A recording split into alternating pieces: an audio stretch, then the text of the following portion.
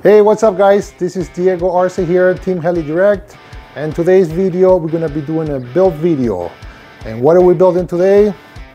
Here you guys have it, Specter Nitro, baby. So first of all, I want a big thanks to Rod at XLPower for this beautiful, beautiful kit. Heli Direct, we have OS 105 HZR, and also we're gonna be running the Proton V2 pipe. For servos, of course, we're going to be running Theta, and big thanks to Theta. Pulse battery for the receiver pack.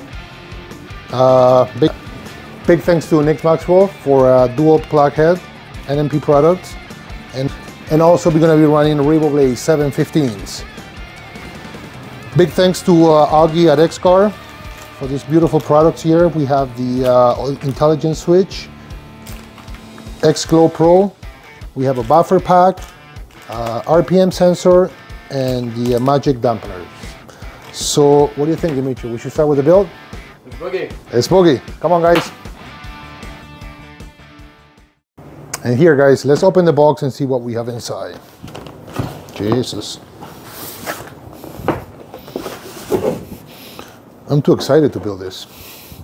Okay, what do we have here? Oh, this is gorgeous. What a beautiful canopy.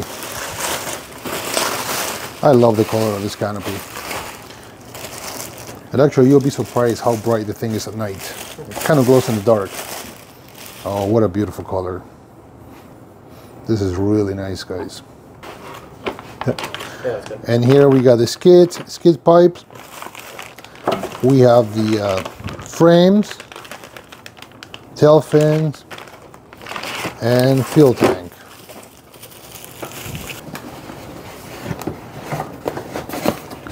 Let's open this baby up. Oh, this is different. So what do you have here? We have motor mount, fan, clutch. We're gonna be opening this soon and going through everything. We got the fan shroud here. Oh, this is very nice. We got the tail section here. Everything is here. And here, I believe we have the head, swashplate, grips, complete head. We have the main gear already installed with the one-way, main shaft, blade holder, and some Allen keys and Velcros. And here we have the boom. Okay, let's get to it. Hey guys, so we're here building the Specter Nitro, and there's no better person to build it than XLPower team pilot, factory team pilot, in fact, Diego here. So Diego, we are on page 4? 4, yes. Okay. Let's start off on page 4, where we're gonna start building the head. So here we have the grips, we have the hub, we have all the bearing, truss bearing, dampeners, spindle. This is beautiful, eh? By the way, guys, this is 70-75 aluminum. This is very, very nice. Looks no, it's gorgeous, and the finish on it is amazing too. I love it. So what I like to do, guys, first thing first, I like to clean every single screw, clean the thread, clean the spindle, just put a little bit on the inside.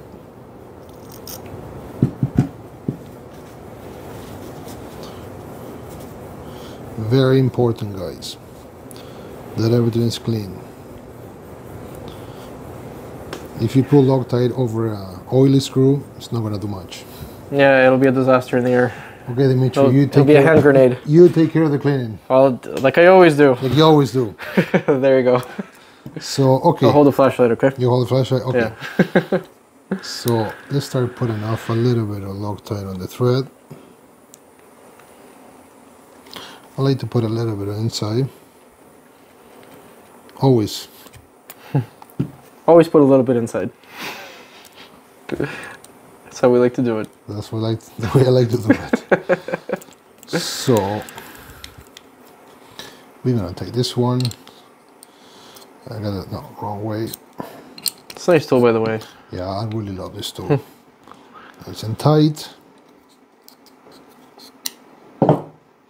No need to get your pliers, no need to get your... No, you don't want to scratch your spindle. Exactly. So we're going to clean it, make sure there is no excess of Loctite. And we're going to start off with the bearing as per the manual. And now we're going to look for the outer truss bearing, which is the tight one. This is tight, and this is the loose one, inner one. So we start with the outer one. Actually, no, sorry, I almost forgot. We got to use this little spacer here. We put the outer truss bearing piece. Now the middle part and the open side, it needs to go in towards the hub. And now we put the outer part. And I like to use a little bit of bottle lube for the truss bearings.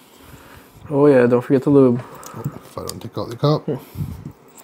So I actually, I was reading something online recently, and they were saying that for the thrust bearing, the actual bearing part, you can actually put it both ways, but it's better to put it the way that you did, just so it retains the grease a little bit better. Yeah, true. So now that we have this section done, we can slide it. Oh, actually, before I forget, guys, if you look at the manual, it's very important that it says that you're supposed to green Loctite the bearing on the outside of the grip. So, brake cleaner. The bearing on the inside of the grip. Yes. Wow. Yeah, towards it, yes. So I always like to clean my stuff. See? Look at all the oil. Oh yeah, I see that. If you don't clean it, we clean the bearing too. And now, just put a little bit of green Loctite. Just a little bit, just a touch. And it's this one here. We don't need much, guys. Just on the outer race. Yes.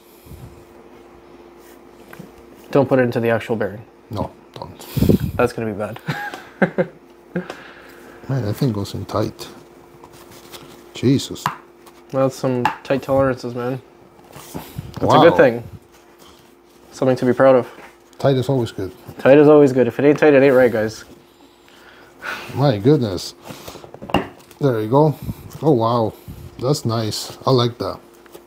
That's beautiful. Okay, now that we have the bearing in place, we're going to slide the spindle.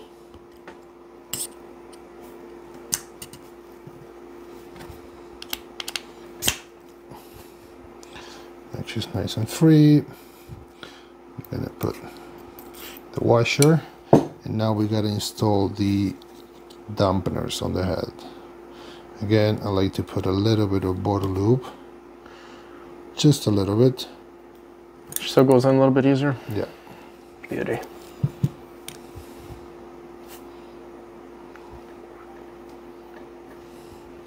And you don't want the O-rings to dry it up, right? So you just want to keep a little bit loose. Yeah, that's true too. Yep. Increase the longevity. Now that we have this done,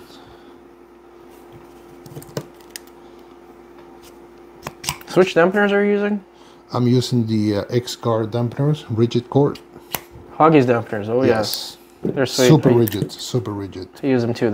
They're Okay, now we have to do the other side. Which for this, again, we start off with a bearing, spacer, inner part, and we're going to go with the outer part, which is the tight part, because this is going to go on the outside. We're going to put a little bit of grease. And I love this thing. It makes it so easy. You don't have to make a mess. Just nice and clean. Yeah, for sure. I like the screwdriver trick because I've seen a lot of people, they do it. They put the spindle on first and then they start putting everything on, but it becomes a mess and it's not very convenient. I don't like to get my hands all messy, so I like to do it this way. There you go. So now we put it inside the grip. Solutions. All one shot. All one shot. That's awesome. Okay, guys. Now what I like to do is put a little bit of a piece of paper or a rag, whatever you have, just to cover the hole, the thread, so when I slide the grip with the bearings, I don't get grease inside the thread. Right. That's really smart. Now that I have that in place, I'm gonna put this side here, and now I'm forgetting again. Let's clean inside the grip. Yeah, this one wasn't too bad. Clean the bearing. A little bit of green on the outer.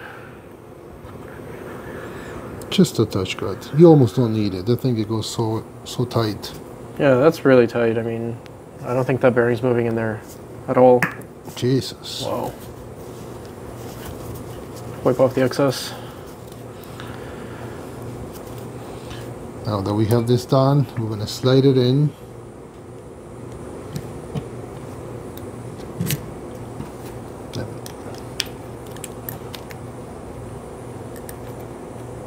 Yeah, that's coming together really nicely. Yeah. Now we can pull that little rag.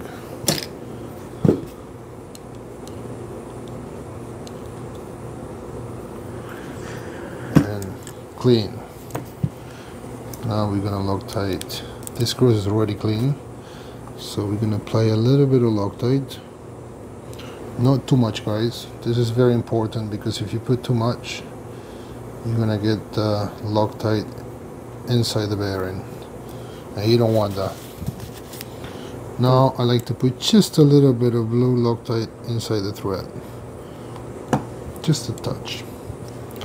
Now that we have this one in, I need to grab another. This is what 4, right? That's a 4, yeah. That's a 4, yes. Now I can crank it and make sure it's nice and tight. Also want to make sure it's nice and free. That sounds Super good. smooth image. Feel this. Very smooth. As it should be. As it should be. Freaking awesome. Okay, now we have the pitch arms here. Yeah, guys, everything's already pre-installed from factory, from XL, but they're not Loctite. You just gotta make sure you take them apart. Yeah, you gotta take everything apart, clean it, see, they're Loctite it. Yeah, for this one, I like to either use red Loctite or green Loctite. I just want to make sure they don't come loose. If I ever need to take them out, just apply a little bit of heat and it's fine. Clean.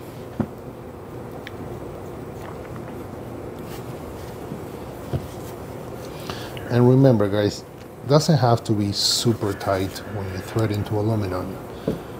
Remember, it's aluminum. Aluminum is soft. And plus, you gotta let the Loctite do the job. And we're gonna take this apart here.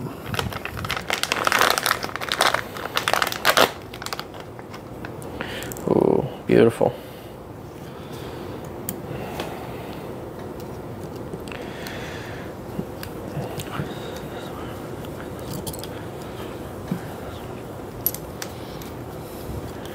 Oh wow, look how tight the thing goes, man. This is super nice.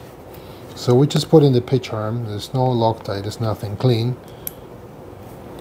You have to press. So it fits like a glove, a press fit. It's a press fit, look. I can tap it and that thing is not coming out. No screw. Look, I can hold the whole head. Wow, that's amazing. So that's a nice... There's some pretty good tolerances. Very good tolerance. Wow.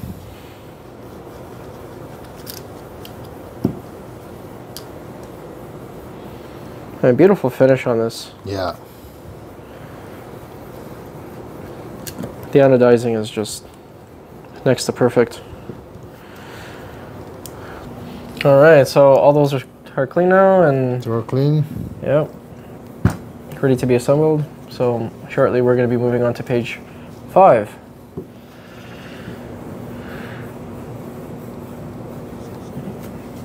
By the way, guys, if you need to pull up the manual, there's a QR code in the box. Scan it, it'll take you right to the manual. If not, just go to XLPower.com and yep, you'll find it. Yep, exactly. Okay, now that we have the head ready, we just leave it here. Oh, by the way, usually the kit included spare washers, like shims. You don't need them. I never use them. Head is tight. It's nice and tight and it's free. No play, so... What's the washer used for? Sometimes the dampeners, they wear out, so they get a little bit of place. They get compressed. But because I'm using the X card, they don't get compressed, so I never have to use once the extra shim. But it's good to have them. Sweet. Okay, now that we have the Swashplate done, let's put this thing together. So everything is clean. So I think one thing that we should point out is the actual Swashplate in the manual, it says that it's pre-assembled. Yes. But all the balls on it, you have to take them all out, clean them, Loctite them, put them back. Okay, now the Swashplate is done. Nice and smooth. Beauty. And what a nice Swashplate. So what's next? Next is the... I think we gotta put the main shaft on. The main shaft. I like to do kind of last. We'll follow the manual. We'll follow the manual. Right. Can you please pass me the... Yes, of course. It's inside the box. We gotta take this one out. Make sure we don't lose that little washer. There's a little washer here. Make sure we don't drop that one.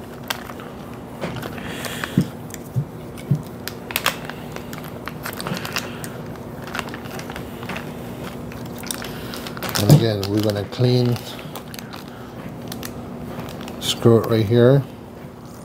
Just a little bit of brake cleaner. For the collar arms? Yes. See that, Dimitry? Look at all that. No, it's a lot of dirt. Yeah. It's definitely a lot of dirt. It's not good. Especially on something so important. Now that it's clean. So, in the package we had the main shaft and the collar. The collar we're going to put aside for later? Sure. Yeah. Yep. Okay, so put it back in the box for now. We just got the main shaft. Okay, now we have the main shaft. So this part right here, the one that looks this color, because it's been heat treated, that goes towards the main gear. So this part right here goes to the top. Oh my god! Wow, that's some good tolerances there too. Yeah. Okay. Hey guys, that main shaft is not defective or anything with the color. It's just been hardened at the bottom where it meets the one-way, so it's totally fine, and that's how it should be. So now we put in the Jesus bolt. This nut right here, it's a self-lock nut, so we don't need to apply any Loctite. So this is the way I like to do it, guys. This is my thing. I leave this one just a little bit of snag, kind of loose. And now, I think one side of the hub has the cutout for the nut, right? And then one side is round. Yes, the one side has got the cutout so the nut doesn't spin free. Yeah. So now that we have this, the follower arms, again, pay attention to that little washer. Very easy to drop that washer. I've done it once or twice. Yep. Half an hour search and rescue. Yeah. So we just put a little bit of blue on this one.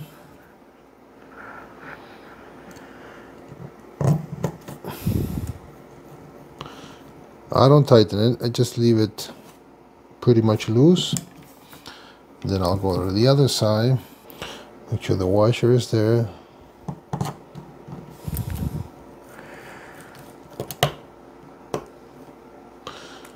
And this is what I like to do, Dimitry. Now that I have these two here, they're kind of loose. I like to use two drivers. Well, here, one on each side, and I like to do it both together.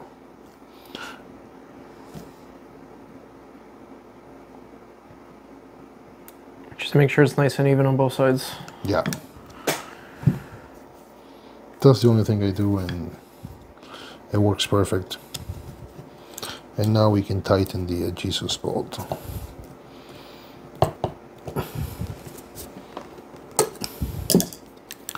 Now that's done. We Looks have it nice. here. Yeah, this is really. That's actually really, really nice. Really nice. Yeah, I like it. Okay, now that we have head, shaft, and the swashplate done, what's the next step on the manual, Dimitri? All right, so we did the follower arms. It asks you, actually, you know. Oh, once you put the swashplate on. I like to do that later because I like to use the swashplate leveler. Oh, so, I understand. Yeah, I'll do that later. Okay. We're gonna move on to page 7, which is linkages. We got the 3 linkage at the swashplate and 2 for the pitch arms. So yeah, you gotta pay attention when you look at this. You see this little mark here? It's almost like a dimple. Yeah, almost like a dimple. I believe that's the left thread. Yes, it is. So now the long ones, the manual calls for 21.5. So I like to grab my caliper, reset it 0, 21.5, give or take. I try to do as best I can with this, then I always do fine adjustment when it's on the heli. That's lefty tighty. And now the other side, just a regular righty tighty. Righty tighty. So in this one we said it's 21.5. Oh, that one's 39. Sorry. 21.5 is the pitch arm one. So that's a 39. Sorry, guys. 39. Yeah, see, I went past.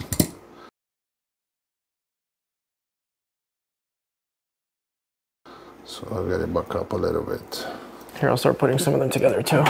Just so speed things up a little bit. Perfect there, 39. So we got to do the other 2 identical to this one. So now that we have all 3 linkage for the swashplate as per manual, 39. I try to get as close as possible to 39. They're not all 3 identical, so I like to put it on the heli. Then if I have to do fine tweaking, I'll do it on the heli. And the same for the pitch arm. This one they are 21.5. So okay, now that we have this ready, we are moving on to the next page. Now we'll move on to page 8, and the page 8 you gotta build the main bearing block and the clutch. So what I like to do, guys, it's very important to glue these bearings.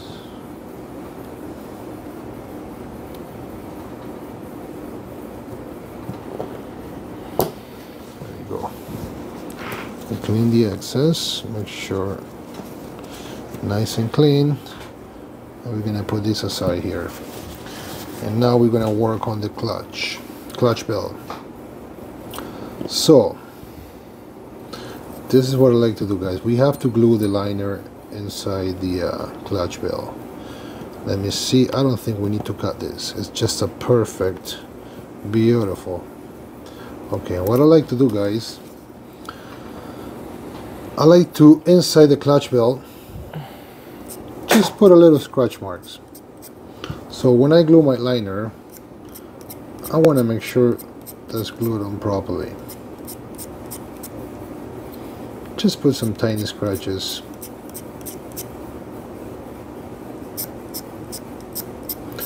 Then again, I know some people don't do this. Might not be necessary, but I like to make sure that it's a bit of a rough surface. Yeah. And now I like to do the same on the inside of the liner. Okay? Just put, no, actually it doesn't matter yet. Just put it, put some little tiny scratch marks.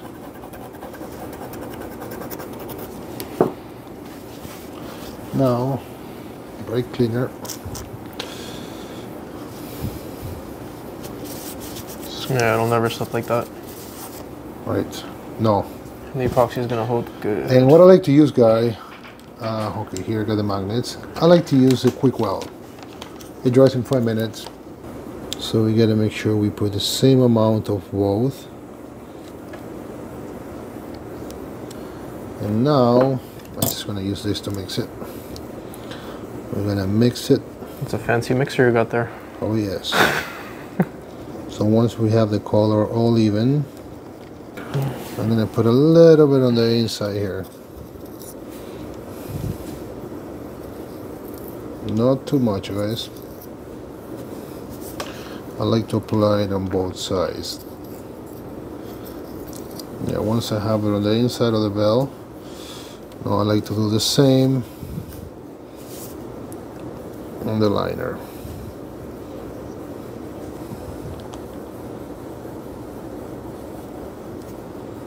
Okay, now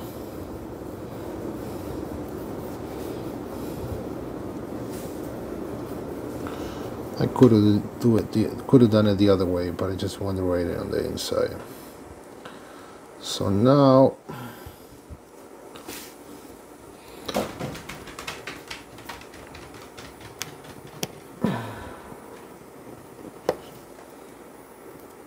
yes, it goes in nice and tight. Look at that. Want to make sure we clean it out, guys, where the glue is still fresh. Look at that. Just beautiful. Beauty. And now we're gonna use the tool that is included on the kit. This is actually very nice. Yeah, first time I see anybody include something like this. Yeah. That's very good on XL. And it's also the same tool to lock the crank. Oh, yeah. On the motor. On the motor. Oh, that's awesome. So now we're gonna insert this tool inside here.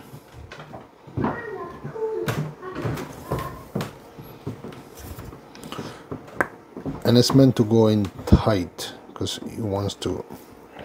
I don't like go all the way because then it becomes a little bit of pain to come out. 3/4. Now, okay guys, here I have the magnets. You see how they're stuck together? So that means one is the north side and one is the south. So the way I do is I open, put them both facing up, and I like to grab the marker right here and just put a little mark so then I know. Right? And let's do a little test, make sure I didn't, yeah, got them right. So now that I know, because they have the little mark,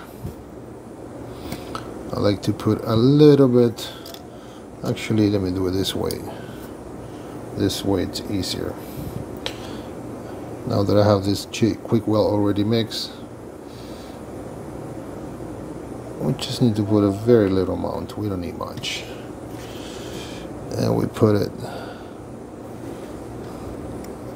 in that little hole. See? Yep. So it's nice and flush. I can see the little black mark. Now I'll do the same thing with the other one. Put them on the hole. Then again, if you have any excess, just clean them up. And we're gonna let this dry for about 10 minutes. Make sure we clean this because in another 5 minutes you won't be clean yet. Now that the quick weld, JB weld is already dry, we gotta pull this thing out. This thing out, to get this thing out, actually well, it actually wasn't too bad. Sometimes it can give you a little bit of a hard time. Okay, now this is done. Now the next step is we have to, this little bearing that goes in here, we have to glue that in place. And clean them up just a little bit. Clean this up. Now we're gonna put a little bit of green Loctite. Just a little bit, guys, not too much. We put that bearing in place. Now that bearing's in place, we have to put it inside the lower clutch belt bearing block. So we have two little two screws here, which they're 1.5. We're gonna take this one out. Are they holding the bearing, or what are they doing? That's holding the bearing, yeah. But you still want to glue your bearing. Gotcha. So take that bearing out. We're gonna do the same procedure. We're gonna clean the bearing, and now that we're here, may as well clean these little screws.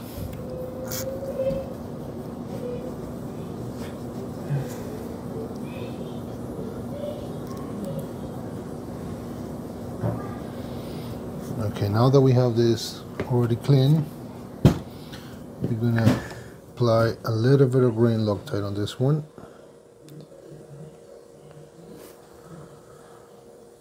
Yeah, this bearing here is very important, guys. You want to make sure, because this two little screw, if it's not glued properly, that screw is not going to hold the bearing. For this little screw here, we're going to use glue. At this point, the screw is not going to be doing much because the bearing is going to be held by the grain Loctite. Okay, now that we have that in place, and now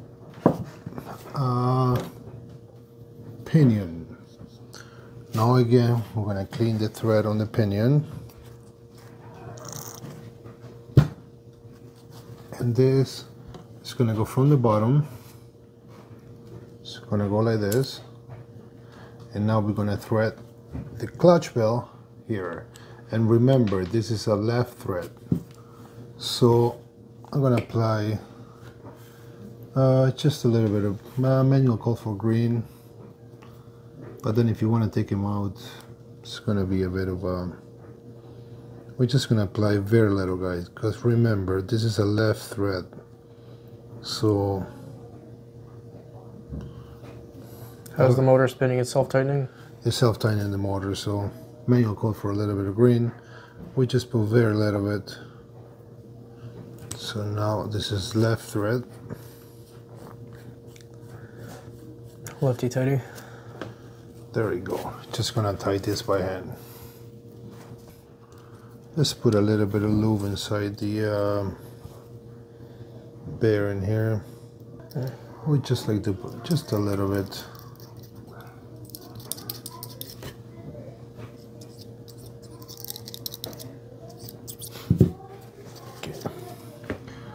We have this in place. Okay, this part is done right now. So now we have to frame.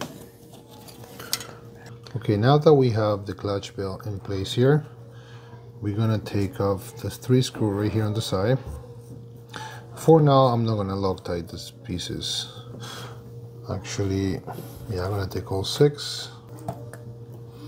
And this piece is gonna go right here. See these 2 holes here, and this one is supposed to match these 2 here and this one here. So this is how it goes. So now, like I said, no Loctite, no nothing, just I might have to take it apart again. So I just want to see something here.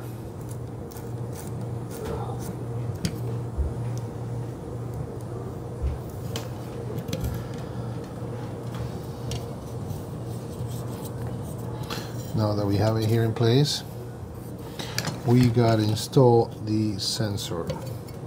And for the sensor, we're using the XLPower RC, XLPower RPN Super Sensor. So now, this is the sensor. And we're going to be mounting the sensor on this side like this. Let me clean these little screws here.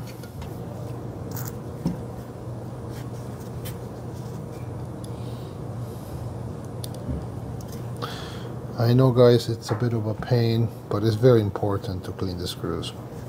Look at this. Oof. Yeah. Let's get a close-up on that.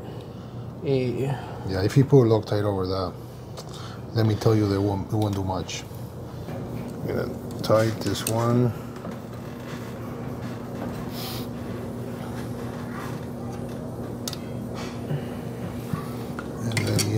the nut from the other side.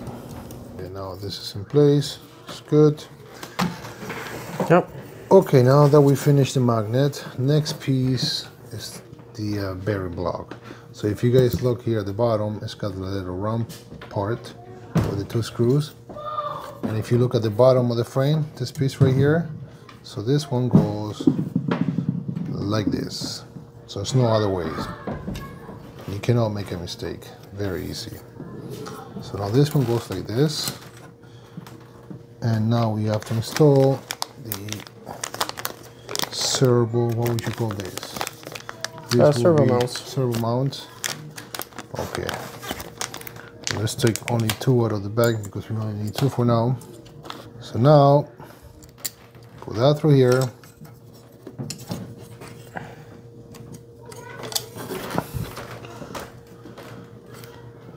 And you want that going towards the back. So this is gonna go from the underneath.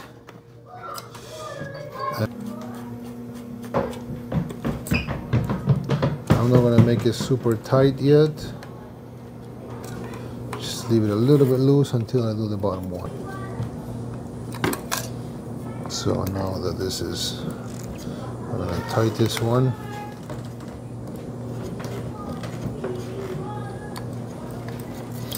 So this is how it looks like, guys. See? Beauty. Beauty. So this piece, this is a carbon plate. See, here is flat, and here it goes in. Oh. It's for this little screw right here. For the cone, geez, what do you call them? So you don't even know the name. How am I supposed to know? For the little screw right here. So we gotta pay attention to that, guys.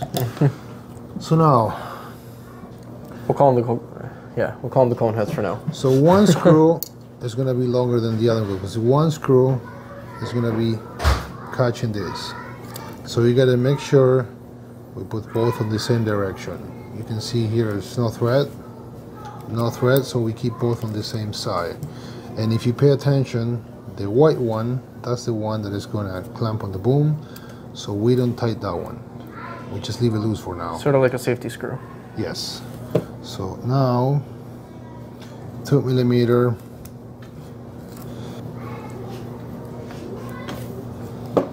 So we're gonna put a little bit, not too much. And this one is gonna go here.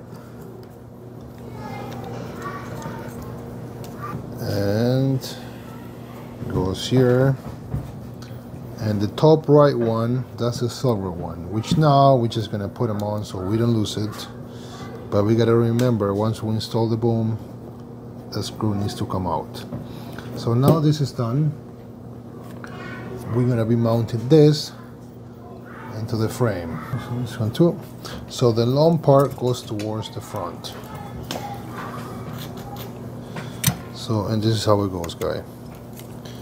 Right there. Oh, perfect. Look, it goes in so snug that there's no screw, nothing, and it just stays there. It sits in there. Sounds beautiful. Oh, it is beautiful. It's a really high quality kit, man. Yeah, man. This is really nice. Oh, great job, XL. Yeah. Oh, whoops, I think I mixed that one in here. It doesn't matter, they're all the same. This is the short screw and this is the longer one. So now, okay, before we install this piece is gonna go just like this. So this piece goes just like this, see? But before we do this, we gotta install the grommet or rubber here. So it's easier if we do it now. This could be a little bit of a pain. So we're gonna start off here. Actually, the manual, it says to cut it in 2 pieces, and because these 2 screws here, they need to be exposed. I don't think you need to cut it and put it in 2 pieces. You just want to make sure that the screws, the holes they are exposed for the screw. I'd rather do this and cut it and put it into pieces.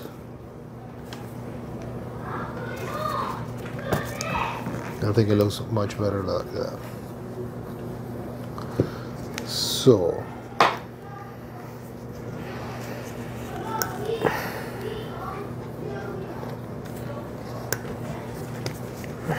yes, this is much better. Now that we have this side done, well, Dimitri, oh, you got it already? I got it. Oh wow, that was quick. I got it, bro. So you went past on this one. Okay, we gotta trim both of them now. So we're gonna trim it there because Dimitri went a little bit past.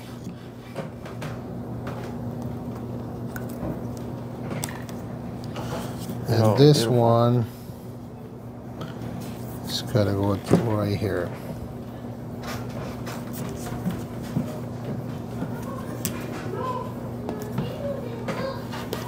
And we're gonna be doing the same thing here, guys. Instead of cutting it into pieces, we're gonna do this.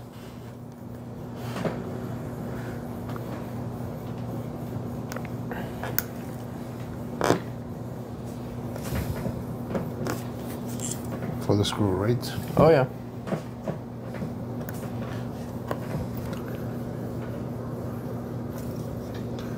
And Dimitri, please, I need the... Actually, we can do it later, but it's just in the manual now. Which? The motor mount. The motor mounts? Yeah, let's get them. Let's get them. Let's get them. Okay, now that we have this. Is it 2 pieces? Yeah.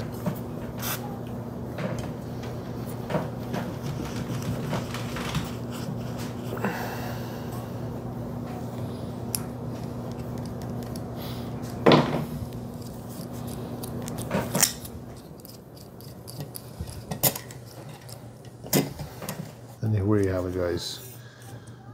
So now this is the motor mount. So this piece goes right here. See how it has this little groove here, so it sits in there perfectly. Suddenly the house is quiet. The kids went outside. Actually, these 2 screws, I'm just gonna leave them loose here for now. Okay, now that we have the motor mount here, we have this side done. We need the Dimitri, this piece right here, the 3rd bearing block. First of all, let's clean this bearing right here.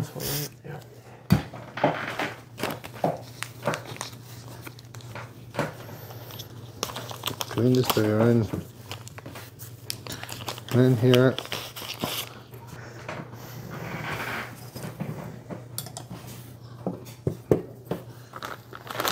And this little bushing goes right here. You don't want to glue this one just sits there. Now that we have this on here, let's do the tail piece here. So now what we're going to do is, okay, so yeah, I'm going to glue these little bearings.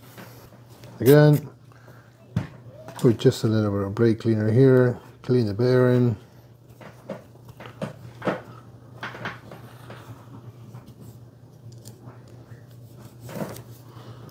Yeah, there's no oil here, but still like to clean it.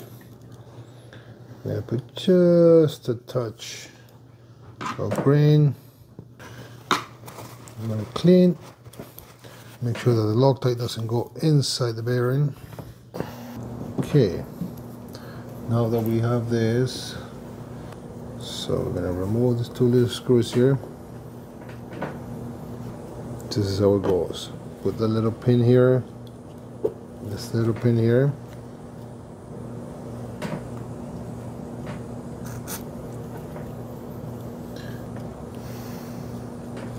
and this piece goes like this, so we're gonna be removing the one side They got the two long ones and the short one. And this is how it goes. So we take these two out for now.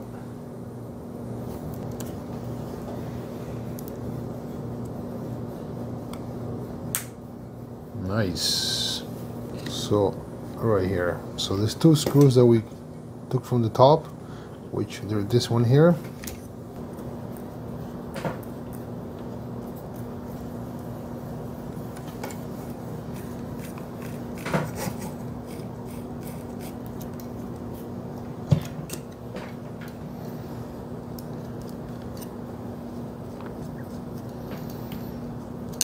This little piece has got to face back, no forward. There you go. Yeah, because those two screws have to match here. So now that we're here, I'm gonna put this one in here. We're gonna leave these two here so we don't lose them. Remember, guys, that no Loctite needed for now.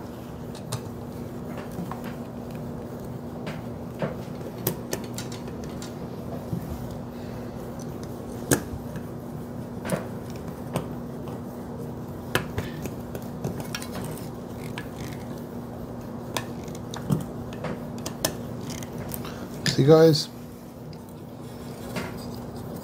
everything's perfect. Of course it is. Very nice. And now next step is this. Okay, now we have this piece right here. So this is the top part. So we're gonna remove all the screws here on the side. I believe this one can stay for now because that's for the French rod, yes. So now that we have this, so for now, guys, I leave this one loose. This is how I like to do it. I leave this one kind of loose, but no Loctite. I need a center carbon fiber plate. Yeah. Oh, it's right here. Never mind. Better for you. Already ahead of you. Yeah, already ahead of me, yeah? And this one goes like this. We have to remove this two screw here, 2 millimeters, so 2.5.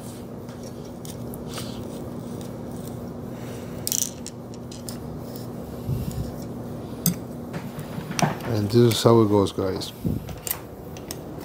It goes.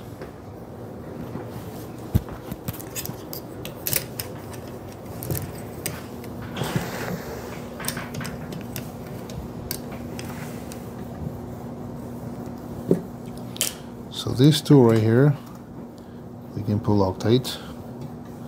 This one right here, but the other four we're not gonna put Loctite right now. We do that at the end. Once you put the boom and you clamp it, then you put Loctite on this one. It's actually the only one you can put this side, but not the other one. But we'll leave those four without Loctite for now.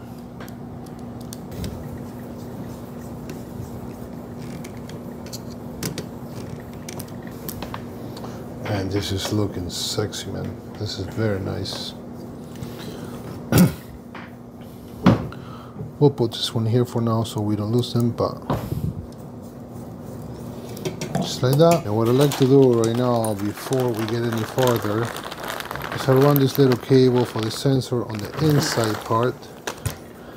I did it on my other one. It's a very tight, yes. But if you bend the cable and you put a zip tie here, there's plenty of room. So it's perfectly fine. I like to cut a piece of Velcro. I like to protect the wires so they don't get cut with the zip tie and vibration. And so you guys can see here,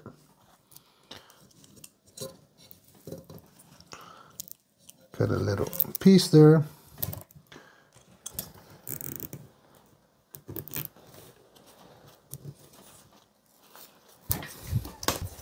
See guys, see how I protect my wire with a little bit of Velcro.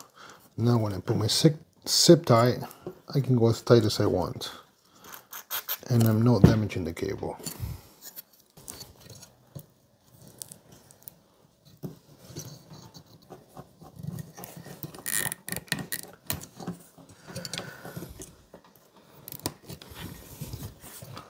When I put the zip tie, I make sure the head it's on the inside. When you look from the outside of the frame, looks clean. It looks clean. Yeah, yeah. See? So little details. Okay, let's see the other half of the frame. Let's take this one here.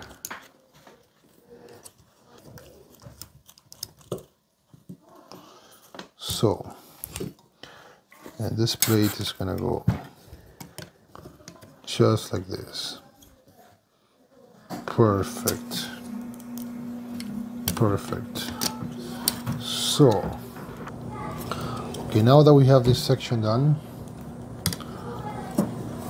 we're gonna do the other half, which goes just like this. We're gonna need the other servo mounts, and they were here.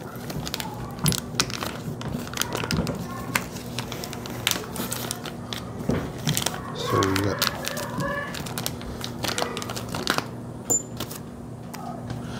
I don't know if you guys can hear the noise from upstairs. Sorry guys, but I got two boys and they got some friends over, so yeah. So they're causing trouble. They're causing trouble, always. So this one is the 4. They're slightly longer because I have to go through the aluminum carbon plate and catch the bearing block.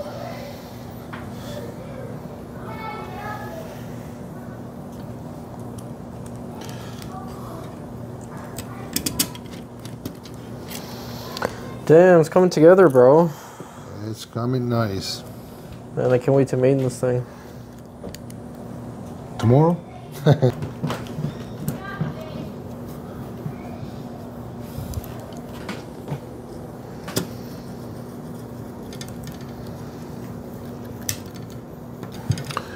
Now we can start putting all this together.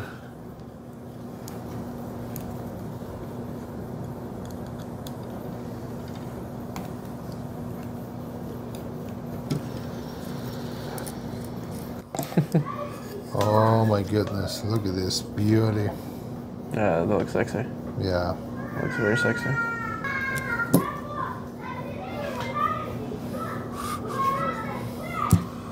Now we can mount this piece right here, like this. Just like this. Before we do this, let's install the little tail piece here. It's much easier if we do it now. The bell crank? The bell crank. We're gonna use green.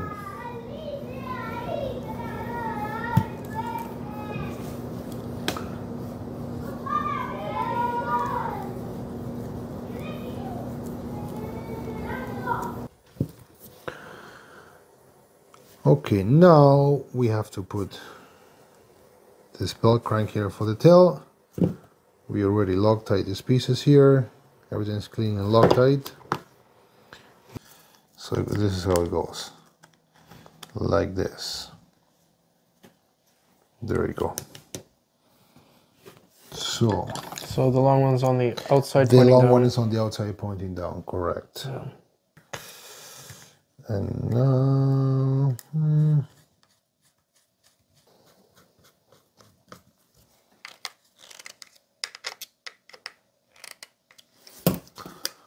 nice and smooth. Beauty. Spacer. And now we start off with this one here, which again, no Loctite yet, until I make sure the motor is lined up perfect. I mean, the main shaft.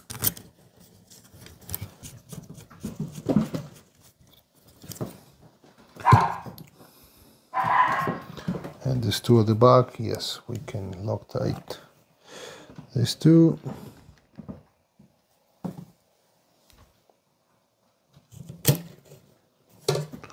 Can we? Yes.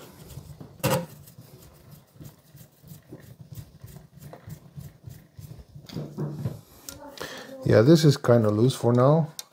Until what I like to do is, I would like to put on the head and make sure that it's sliding perfect. See, kind of wiggle it a little bit. Make sure. Get it into place.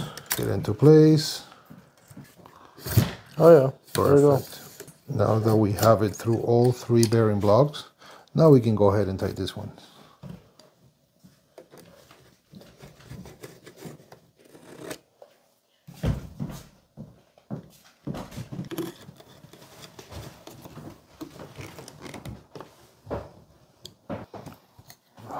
The same with the other side.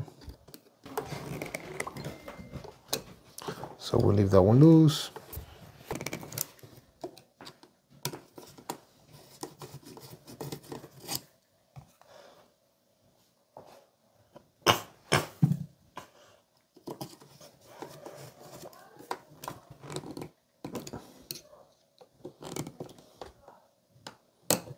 Yeah, you'll see later why I leave this one loose. Okay, it's looking really nice. Let's put this motor mount.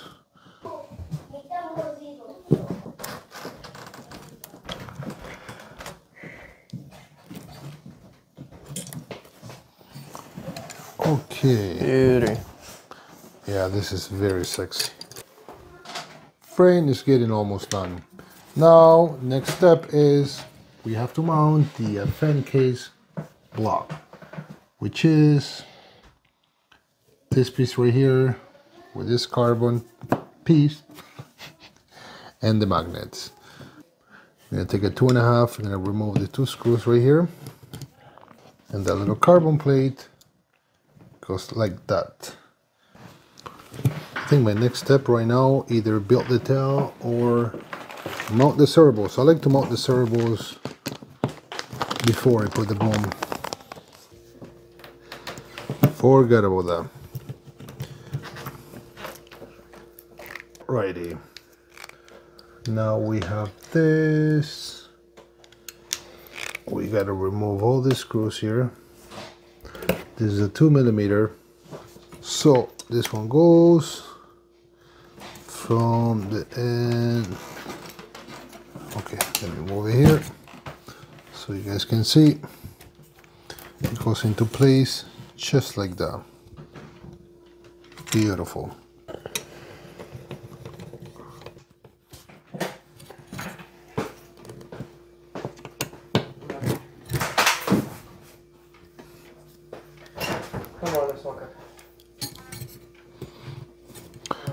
Okay, let's do that one. Oh, this one goes, this one right here, because this is for the Canopy magnet, which this piece right here. And just put a little bit of Loctite, screw this on.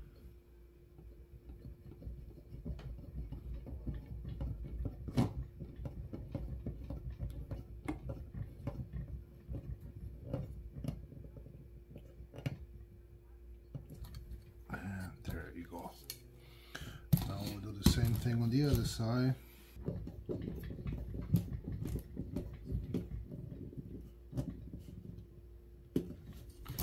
There we go. Now we're gonna install the landing gear mount rear. And I think after this, Dimitry will either build the tail or we'll install servos. In fact, the kit comes with the black landing gears. Yep. I use white on all my helis, so I do have white. Oh, beautiful. So let's install the white ones. No, it's personal preference. Yes.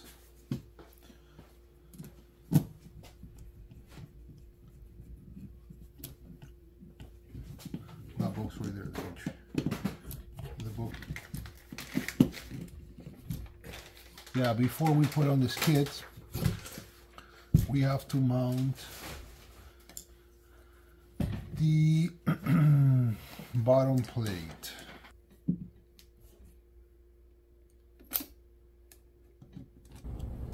Okay, now that we have this on, now landing gear.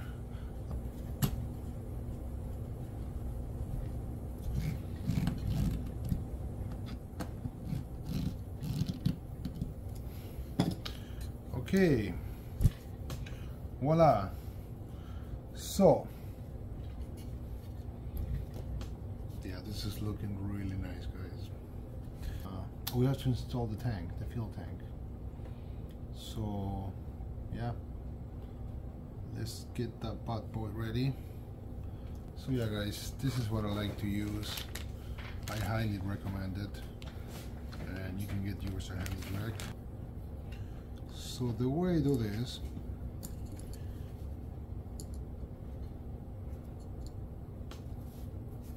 you want to make sure, so for example this one sits here somewhere there.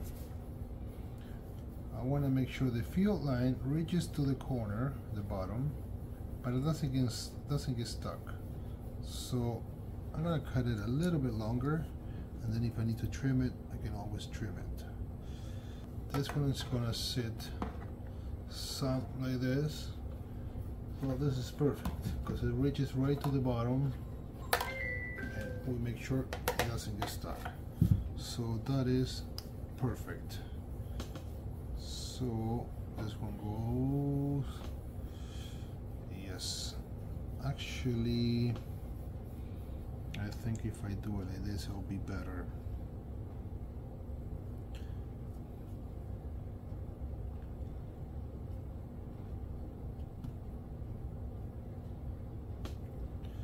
So now, yeah, it's actually much easier. Yeah, guys, make sure you put your rubber grommet here, and then you slide it in here.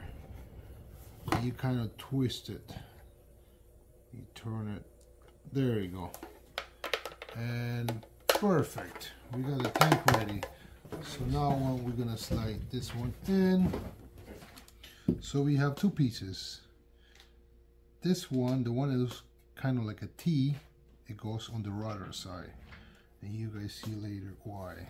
So now we're gonna take this one screw right here.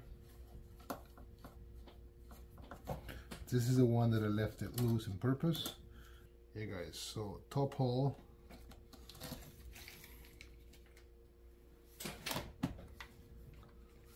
And you're gonna see a little bit of gap here. It almost looks like it's not catching, but don't worry, because once the tank has got pressure, it will be perfect. So as you see now, you can see there is a little bit of space, but it's not on purpose, because the tank, it will expand under pressure. Because if you wouldn't make it tight now, then with the pressure, the tank might explode or something. Just like that. So next step, page number 14. The kit includes two of these. One is for our OS engine, which is the silver one, and the black one is actually marked here. So the black one is YS, and this is OS. So in my case, I'm using OS 105. So yeah, the fan goes like this. Now this nut right here, also want to clean it. Some blue Loctite here, and this is right threaded. Yes. Yeah, guys, grab a 5mm, and then you can. There you go. Okay, so page 15 now. Put the bearing. I'm going to clean the thread on this. And now we're going to insert the shot. There you go. Oh wow, this is sweet. The clutch shoe right here, it says slide the clutch onto the taper under the thread on the engine shaft. You see here, it says a little bit here is longer, so the longer part here goes towards the bottom, just like that. And now I'm gonna blue Loctite this.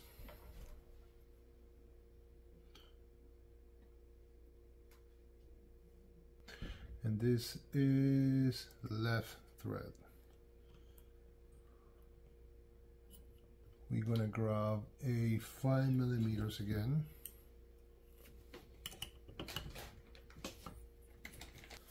I only have a little one of this, which this will be fine. You're gonna hold it. And we're gonna tighten. And make sure this is tight, guys, because this is not tight. There you go. So this piece right here,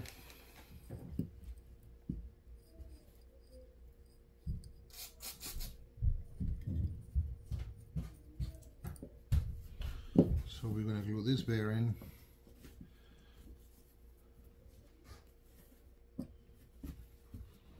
There we go. And here, guys, I don't know if you guys remember, there were two long screws. We're gonna take them out. I left them kind of loose.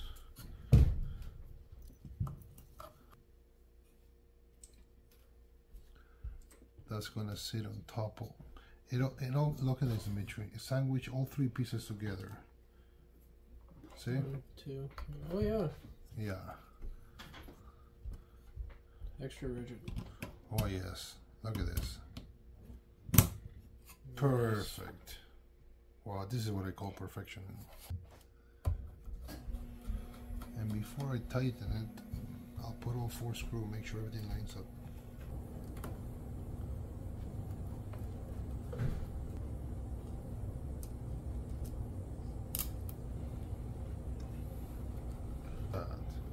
Perfect. Perfect.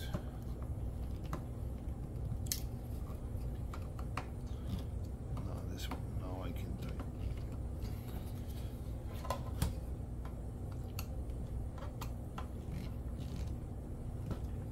Wow. Now we have this piece right here.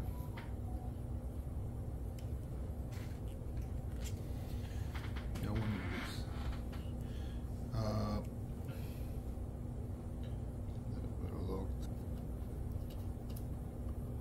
You don't want to over tighten this one, guys, because you over tighten, you're going to crack the plastic. Just a little bit snug, let the Loctite do the job.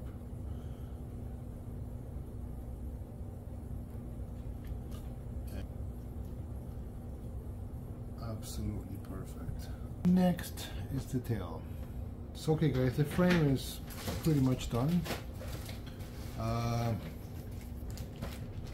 We're following step by step on the manual. So yes, so now page 16, it's start with the tail.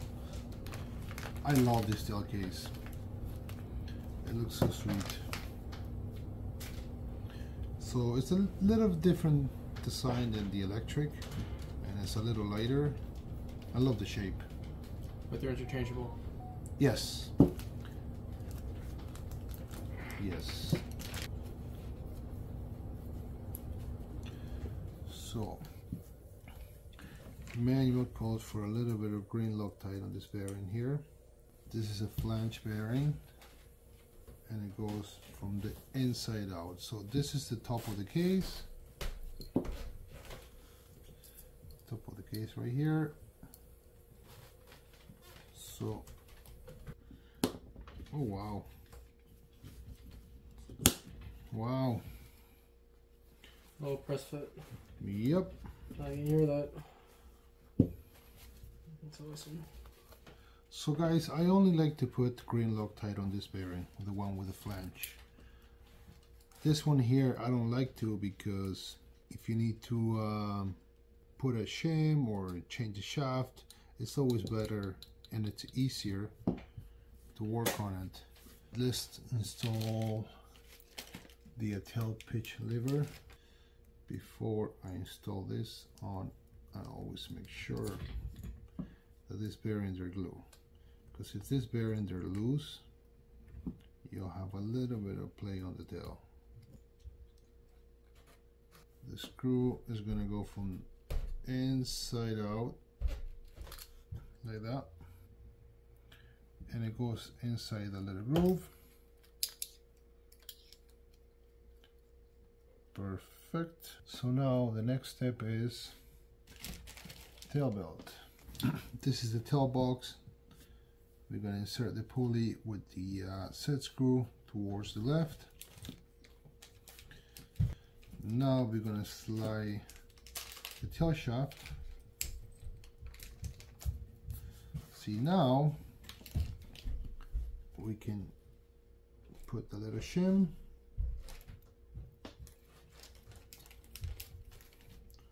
We can put the little bearing.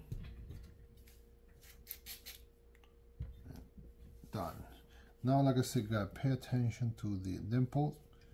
Make sure you go with the second one. You line them up with the hole. If you guys can see, they're perfect. I always put a good amount of Loctite on this one screw right here. So again, guys, look for the second dimple. You're going to notice that the second dimple, the shaft is going to stick out a little bit on that side. That's perfectly fine.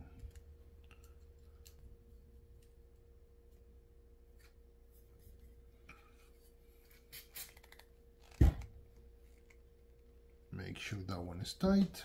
It should sit like literally flush. If you see that the set screw is sticking out, that means it's not installed properly. So next, we have to install the slider. Make sure we don't lose these little bushings right here. For this, we're gonna use a little bit of green Loctite. Make sure we just don't put too much. We don't want the Loctite on the bearing. And now, just tighten it. You don't have to go too crazy. So we're going to install this little bushing,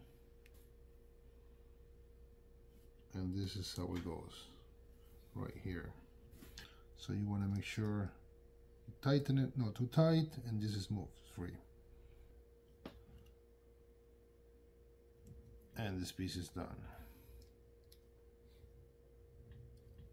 Yeah, it might feel a little tight at the beginning. After a couple flights, it's going to get loose again. And also want to clean inside this thread here.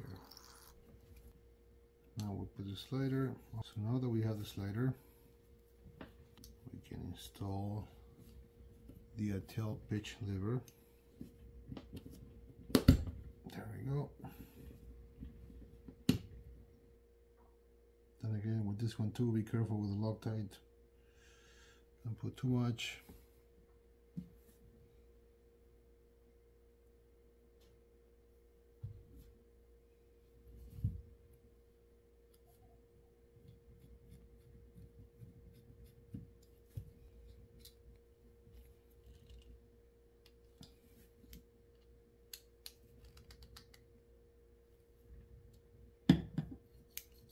Let's install one of the O-rings. Supply.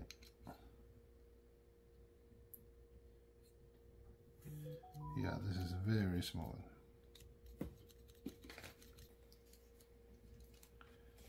And that's it. And you're gonna see a little bit of Loctite coming out on the outside here, which is fine.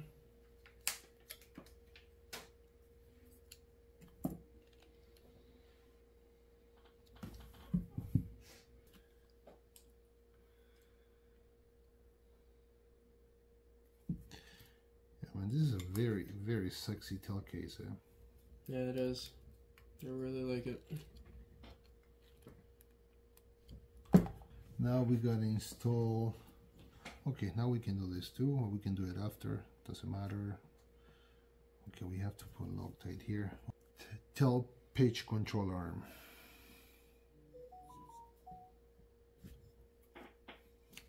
This one here, guys, I like to use green. Basically, any of these little balls, small pieces here, I like to use green. So this is how it goes. You can see these little channels here. Yep. It sits in there, right?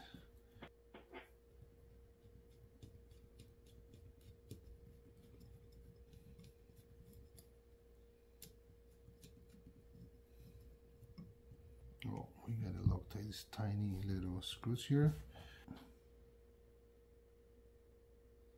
And again, guys, just put a little bit of Loctite and let the Loctite do the job. Yeah, do not over tighten that one. No, no, you don't want to over tighten this one at all, because they break very easily. Just like that.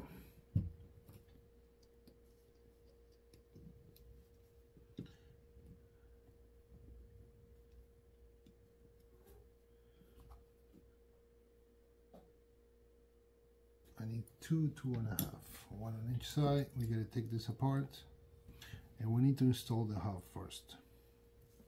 I like to put Loctite inside this, the hole, the thread.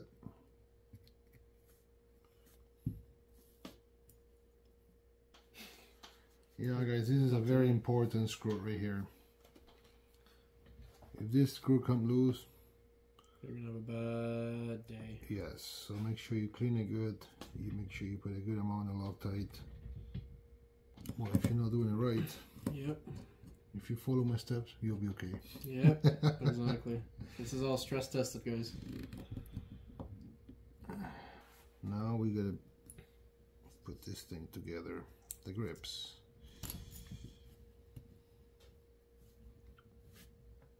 Tail grips. Again, check for the bearings.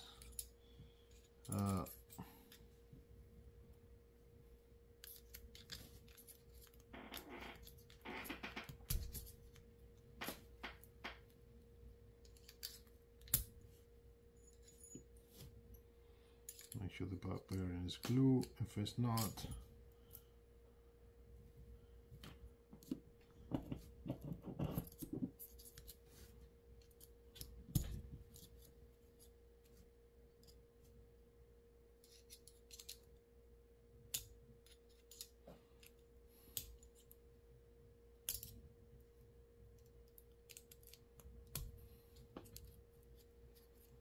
no, the one piece is there.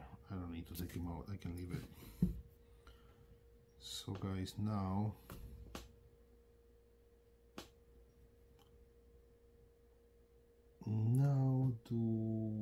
I think I have a tool for that, or might be too small.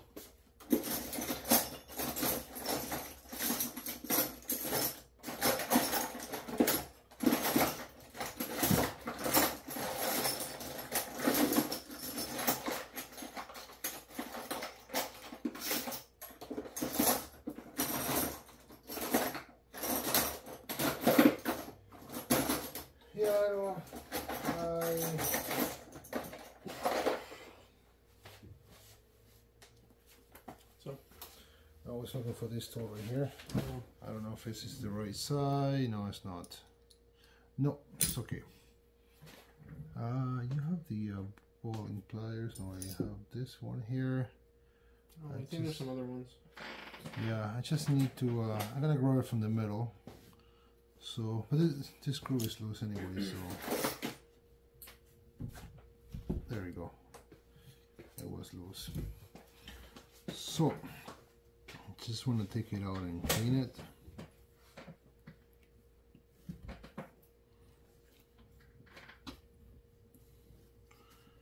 Clean the screw, clean inside the spindle. Then again, put a little bit on the inside. thread.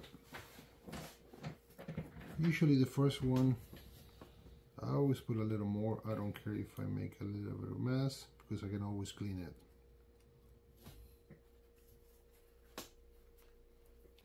The way it goes is bearing. There's a little spacer. See if you guys can see there. Bearing, little spacer. The outer part, which is the tight one, truss washer, and then the inner one, which is loose. So now,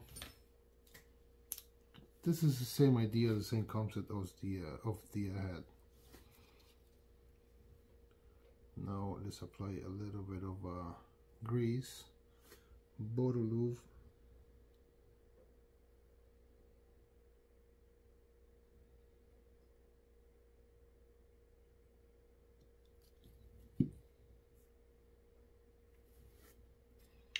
And we put it inside the grip.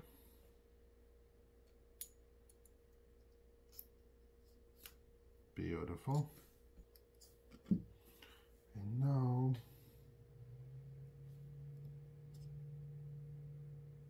this is how it goes. Very clear, please.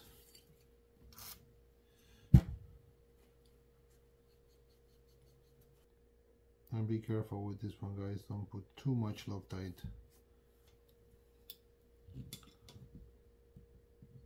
Now you can take this one and very smooth. This one, they are tight.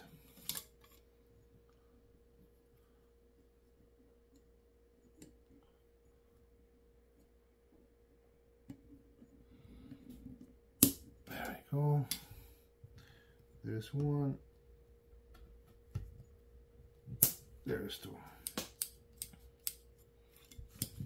We got a nice smooth tail.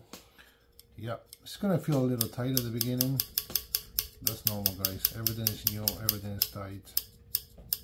It's gonna work in. Yes, I haven't even applied any oil.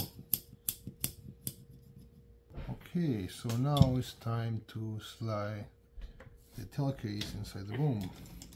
So for that, guys, I have a little trick for you guys. Take the little washer, you fold the belt, do this, just like this. This is the boom, this is the back part of the boom. Make sure the writing is up. And look this, how easy. Look, guys. So. Boom, it's out the other side. It's out of the other side. Now they're here. You take out the little washer. And it's done, guys. Yeah, see you're how good simple? to go.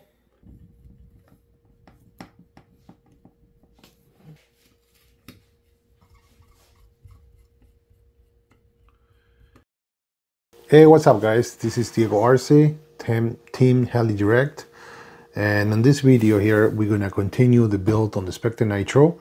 If you guys watched the previous video, we built the frame, complete tail, complete head, and we were on page 18. Now if we move on to page 19, I wanted to install the boom and head. I personally like to do it a little bit different. Before I install my tail and head, I like to install my electronics, so it makes it a little easier to work on the table. So for servos, we're gonna be running Theta, and we're gonna be running the Kenny Coast edition for the cyclic and tail. And for the throttle, I'm gonna be running DH1. So this one is low profile, so we're just saving, a few grams. Why not? So okay, guys, let's get to work. Okay, guys, so first thing what I like to do is, before installing my servos, it's centering the servos. And I'm going to be using the Theta programming box. Okay, guys, now that we center all three servos with the programming box, I'm just putting the screw with Loctite. I like to use a little bit of blue on the servo horn, and I like to use a little bit of green on this one. just because I want to make sure it doesn't come out. It's either green or red. Guys, when you buy new servo from Theta, now you're gonna see they're gonna include these little spacers. So this one, go like this, one like this, and then when you put it on your frame, it works out perfect. So let me grab the screws, which are, pause it there for a second. Okay, now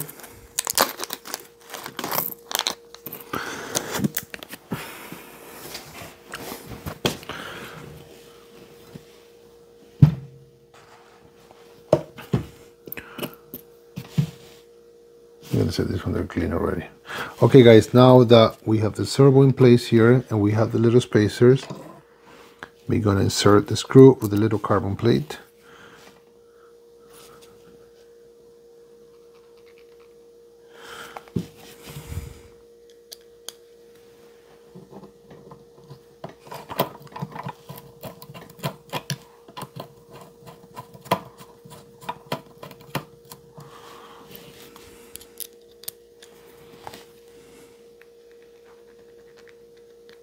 Just a little bit of Loctite.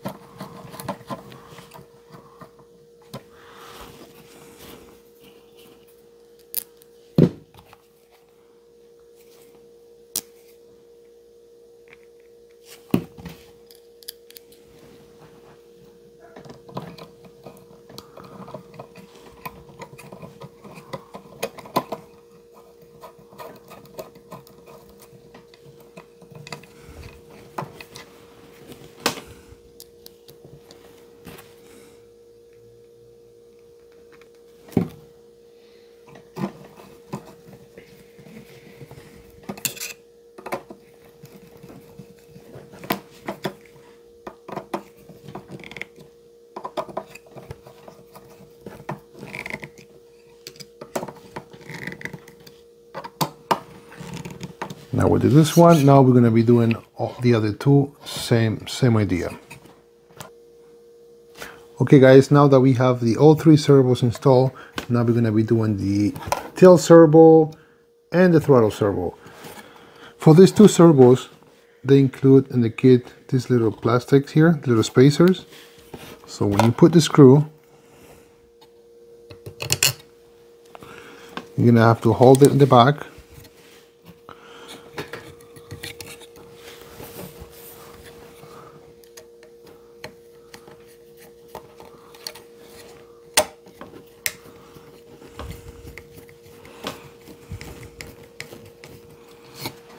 So now that I have all two perfect,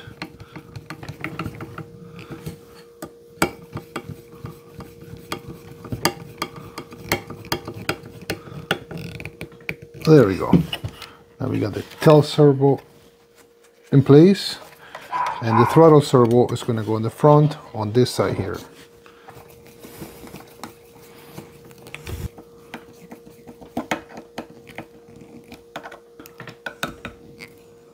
And here we have it, guys. Now we have the throttle servo installed.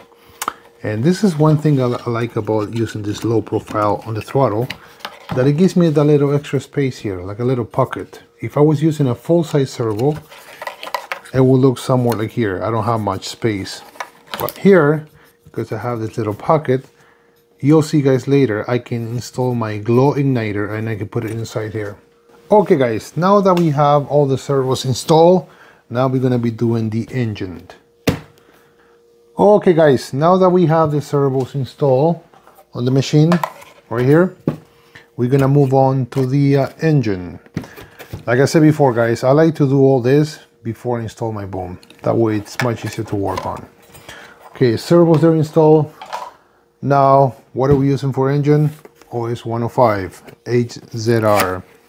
And we're going to be using Nick's Maxwell dual plug head. And this thing is a beauty. Thank you, Nick. The thing is beautiful. Yeah guys, dual plug head engine runs much smoother, gives you a little extra power. So what we're going to be doing now is removing the head. Now I'm going to be running 30% nitro, so I'm going to be adding a shim on the head. Okay, the engine is going to sit like this, so I want my angle plug to be at the bottom. In case I need to change it, I can do it from the bottom. If I put it towards the top, then I won't be able to. So angle plug, point towards the bottom. Next it's glow plug, which is for this I'm gonna need a spare glow plug. Okay,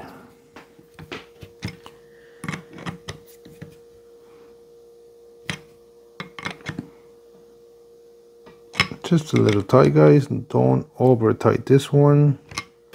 Now next we're gonna install this, I don't know what it calls, I think it's called velocity stack for the carburetor. I don't know, I know in the engines I typically don't put Loctite because of the heat, but I'm going to put just the top on this little set screw right here. I don't think it will get too hot here in the carburetor.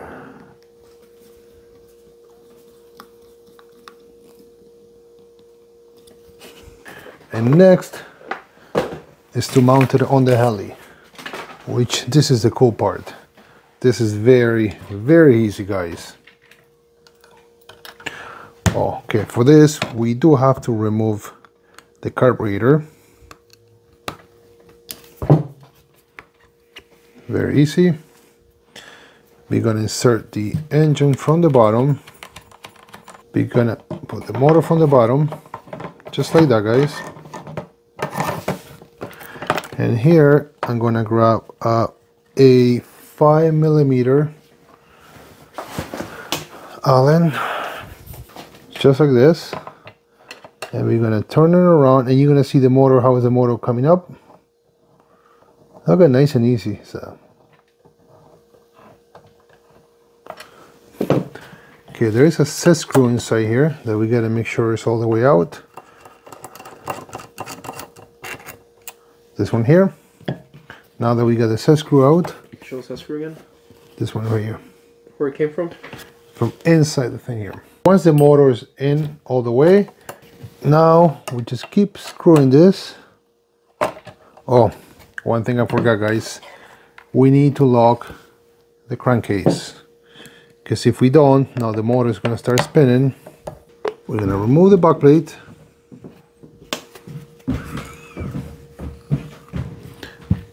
And we're going to be using this little tool here provided with the kit.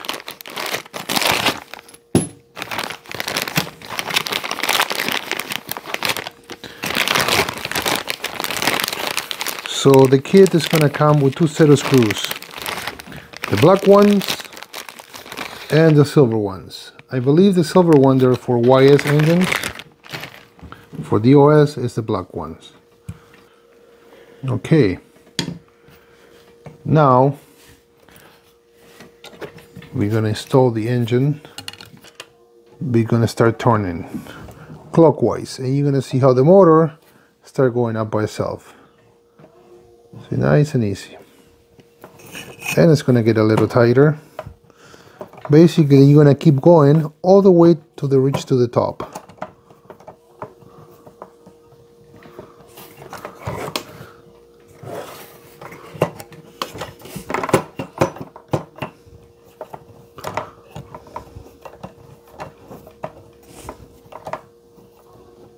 There you go. Now that should perfectly line up the screws right here with the motor mount, which it does. Look at that, by hand, guys.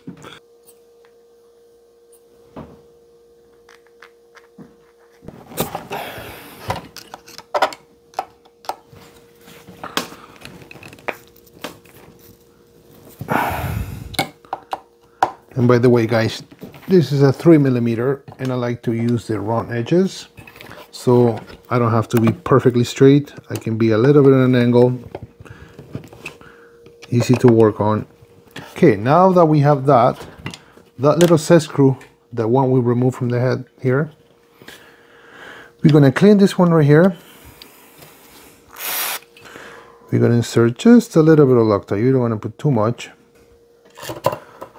And we're gonna go this one a little tight, not too tight. Just make sure we fill basically just a little nice and tight. We can remove the little tool. So now we're gonna put the back plate back on.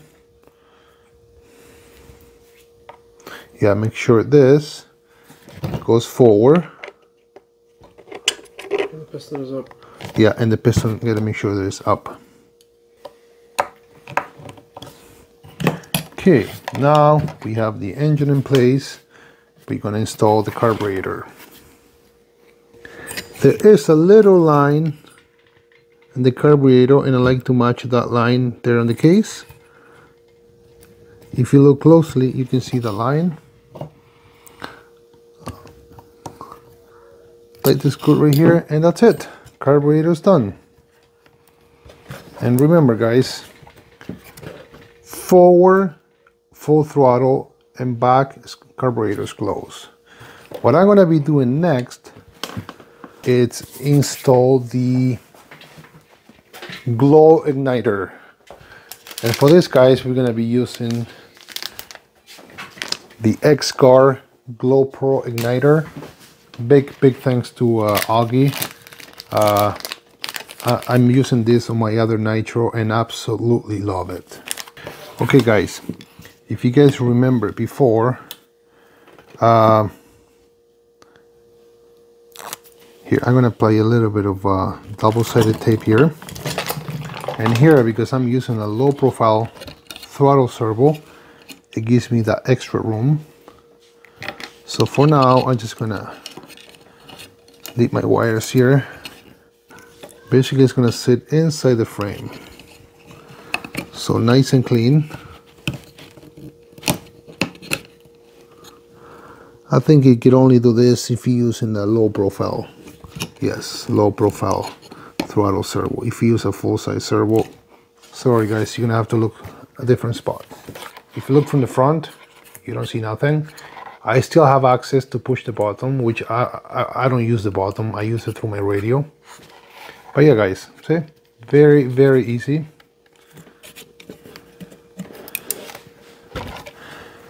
And now,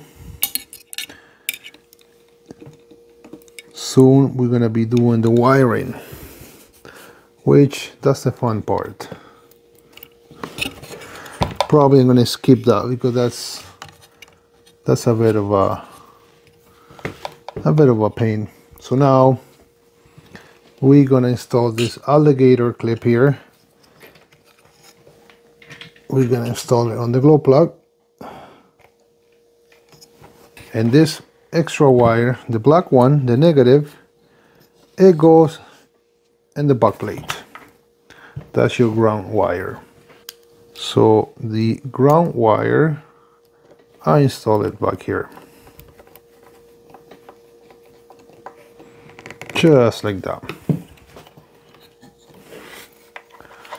And now that I have this in place, I can install my fan shroud. So yeah, that thing, it looks absolutely beautiful. So that's it, guys. Now it's time to fan shroud right here. The screws, they are already installed here on the frame. Two in the back, two in the front. Okay, guys, now that we remove the screws, we're gonna install the fan shroud. It's a very easy process.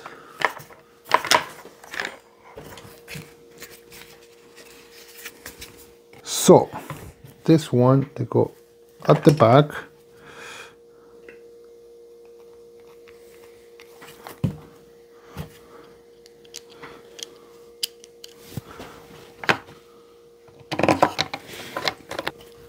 Let me do the front one.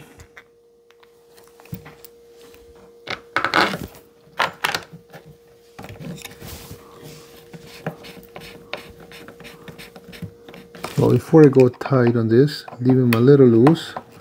I'll go do the other side.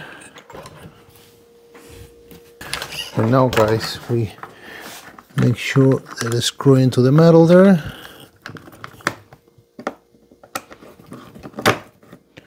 There we go. And we can actually see from the top. Make sure it's perfect. See, see from the top.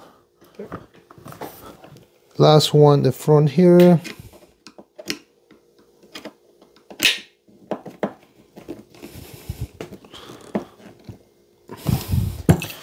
And there we go, guys. And make sure, move the fan, make sure the fan is not perfect. And here we have it, guys. Fan shroud already installed. Very, very easy. Okay, and next it will be wiring.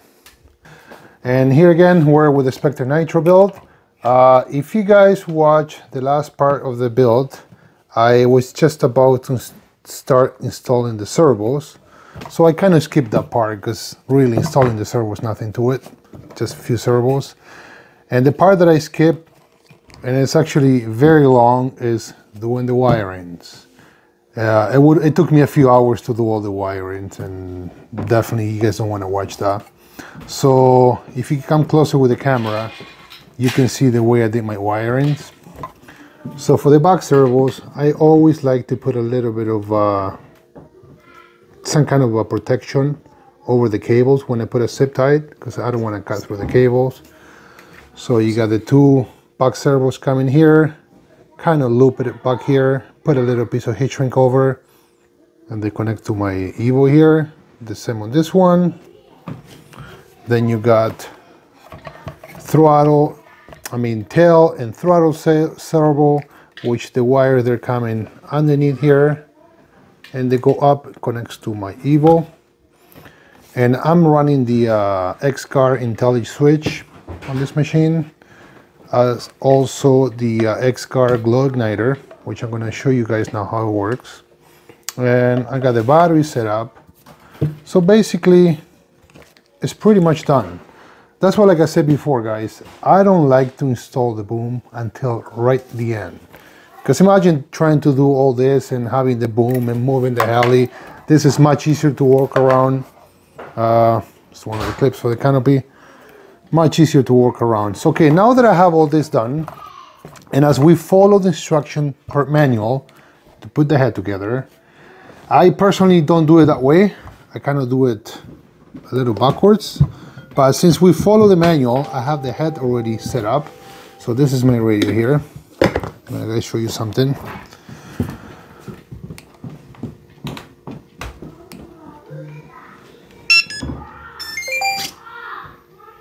So now what I want to check is to make sure my servos, my swash is level.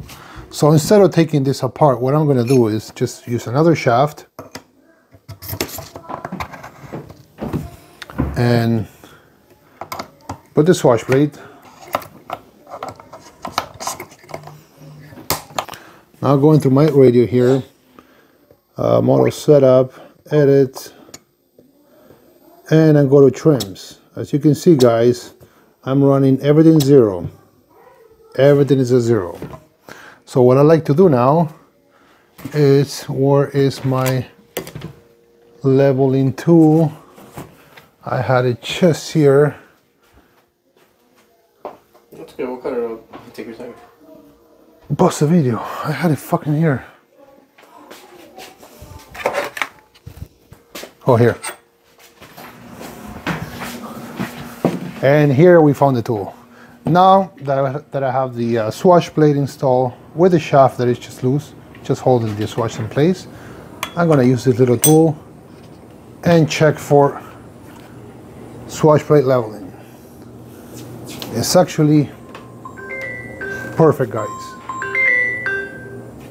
Without doing any adjustment, it's perfect. If I need to do any little correction, just use one of the turnbuckles and make sure I get it perfect. I did it at first manual, and actually this is the first time I get it bang on the first try. Wow, that's pretty good.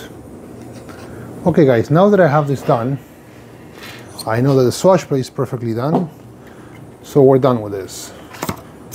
So I'm just gonna leave the Swashplate hanging like this. So my next step now, what I wanted to do next, is install the tail boom. Okay guys, now it's time to install the boom. So first things first, we have to make sure that this one screw right here, the top right screw, you're gonna see that it's silver. That screw, it needs to be out. Make sure that these two screws here, they're loose, and at the bottom here too, there's 4. 1, 2, 3, 4. Now that it is loose, we're gonna take the boom. This is the way I do it.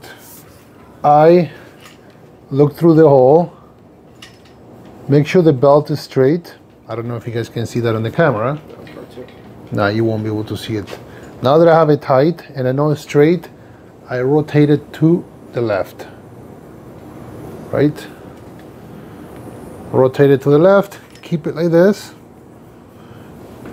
And keep it straight, make sure that the belt doesn't rotate on me. This is a bit tricky part. Now that we have the boom in, make sure that the belt doesn't rotate. We keep it like this. Now that we have the main gear, I already cleaned the screw here and Loctite in place.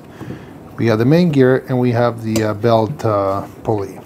So now that we have it here, this is going to go in first. We're going to put it inside the belt.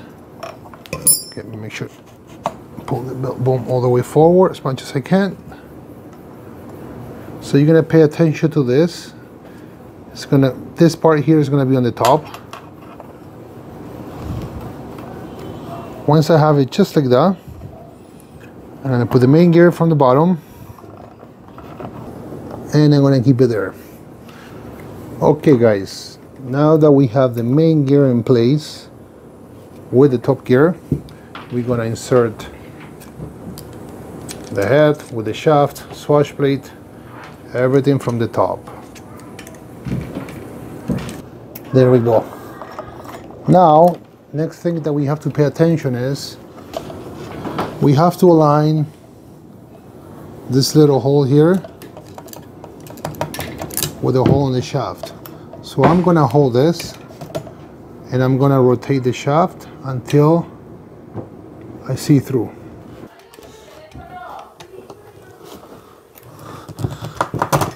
There we go.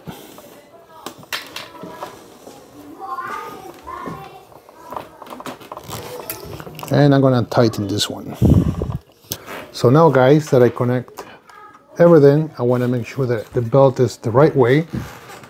So when I spin the head clockwise, I want to make sure that the tail is spinning counterclockwise, just like that. So we know that it's right. Okay, now that I have this done, I got to adjust this little collar right here. Pull the head up. The magic hand. The magic hand. Pull up and pull the collar down.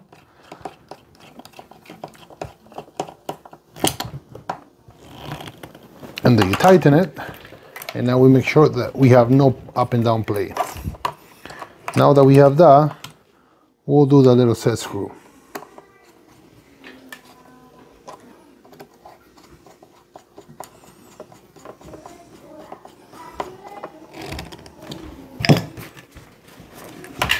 Let's connect the linkage to the Swashplate.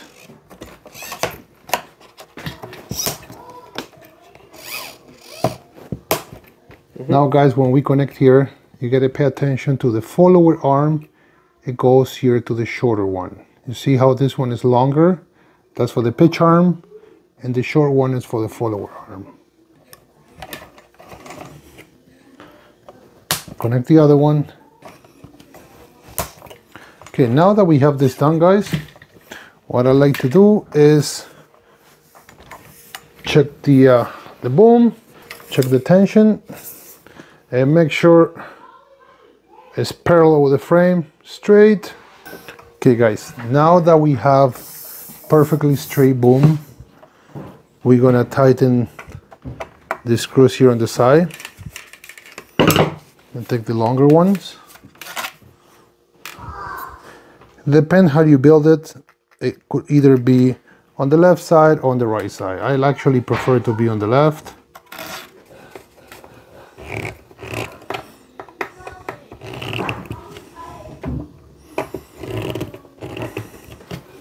Now that this one they're tight, we got to make sure we tighten those ones first, then we do the bottom here. Because what's happening now, you pinching the boom from the side. These holes here, they're a little bit slaughtered, so it pushes it down. See, now that the boom is, the clamp is pinched, and you tighten these two here, if you try to loosen up this one now, you're gonna have a hard time, because the clamp, it's already in a closed position. It's holding by these two screws. So make sure when we put it together, we do these two first, and then this four, and to take it apart, we undo this four, and then last the two on the side. Okay guys, now that the boom is tight, now we're gonna insert that little silver screw that we took off at the beginning. And now you can tighten that one. Okay guys, now it's time to install the tail push rod. And this one here, as you guys know, there is no glue required. This one here. So I've seen a lot of guys having issues with this. And the trick with this, and you have to pay attention, is when you put this one in, make sure it's in all the way. We have to make sure that it's all the way in. And what I like to do is, I like to put a little bit of a mark here, so I know if it moves. Okay guys, now when we install this piece here, we're gonna put a little bit of Loctite. And the trick with this is, if I put them on and I start screwing just like this, eventually this little piece here is going to start coming out by itself, and you have to be careful of that. That's why I like to put a little mark, just for me to see. What I like to do is, I like to put it on the floor just like this. I'm going to have to hold this with the pliers. And as I'm screwing, I'm applying a little bit of pressure down. And we're gonna screw all the way. There we go. And now we can see if it moved, and it didn't. That's why I like to put my mark just to check. Okay guys, now that we have both sides in, and as you guys can see my mark here on both sides, nothing moved, it's perfect. Now I can put, actually before I put this one in, what I like to do is put a little bit of, actually I should have done it before, but kind of late now. I like to put a little bit of heat shrink over the tube, or go through the slider, because with the nitro and vibration, start shaking and start wearing out a little bit. The kit include this little clear, I don't know how you call this, because it's not this is not actually a heat shrink. It's just a piece of tubing. I like to use my own. Okay guys, what I like to do is use my own heat shrink, and I like to use two of them. I believe on the nitro kit they only use one on the metal, and on the electric you use two. I like to use two on the nitro also. So now that I have this one in place, I'm gonna thread this one here. In my experience, usually go all the way in.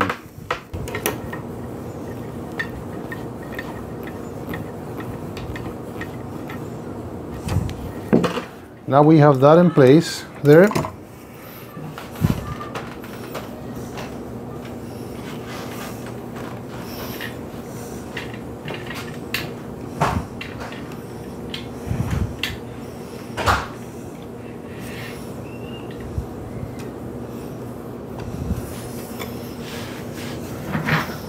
You see more or less, this is center there, this is somewhere, yeah, it's almost close.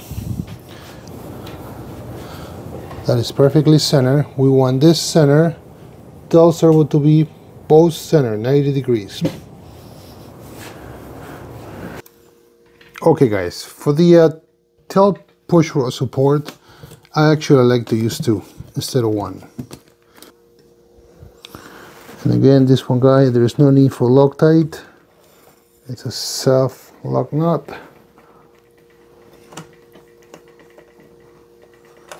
So now I got it. Then again, I'm gonna place it somewhere in the center. And now before I tighten it, I make sure I look from the back and I try to keep this one as straight as possible. If you guys look from behind like this, I try to keep it as straight as possible. That thing doesn't go like an S. Now that I have it somewhere where I want it perfect, I'm gonna tighten this one, but I'm not gonna go too crazy. You gotta make sure that this raw, because now that I added that little heat shrink, I gotta make sure that we're not squeezing the rod. As I'm tightening it, I keep rotating it, make sure it's free. Okay, now guys, we have the tail push rod done. What I'll do next is put on the skid pipes.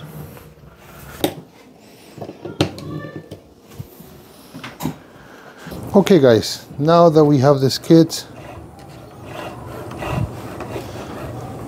in,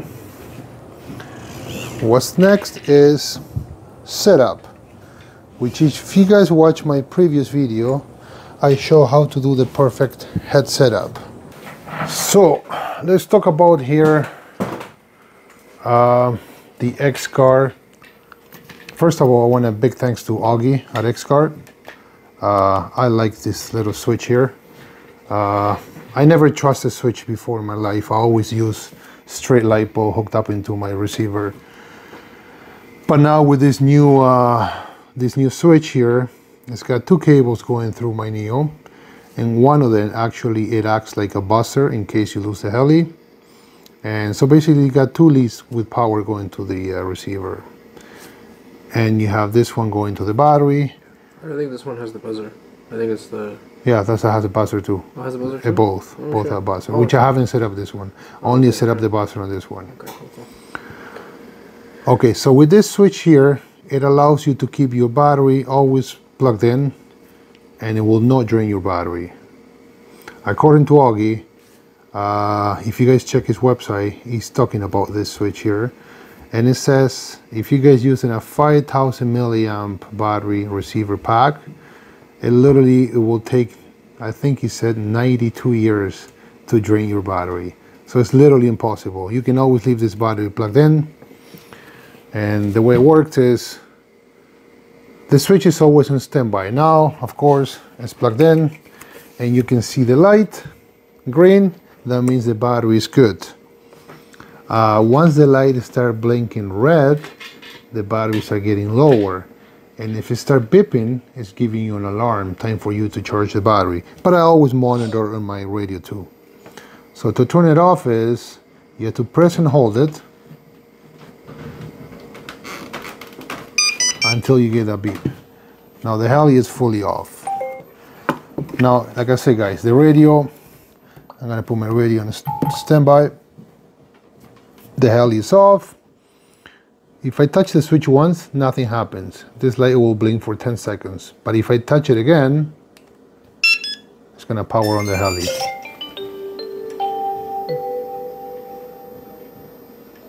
See how cool the thing is?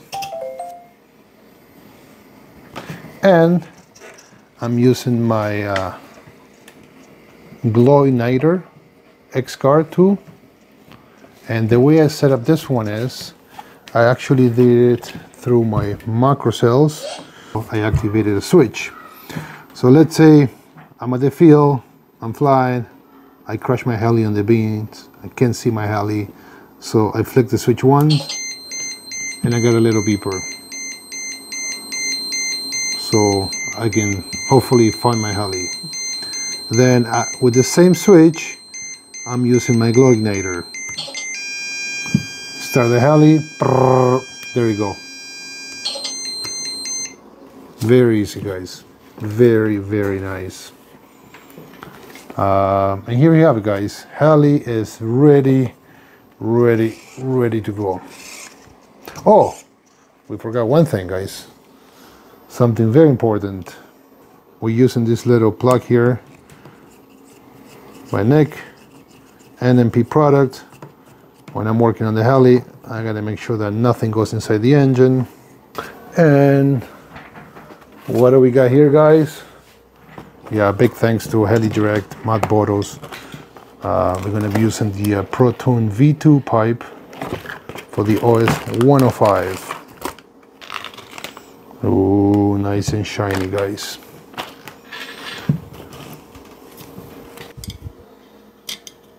There you go. So here, guys, I like to use this 3mm with a round head. It allows me to go from a bit of an angle.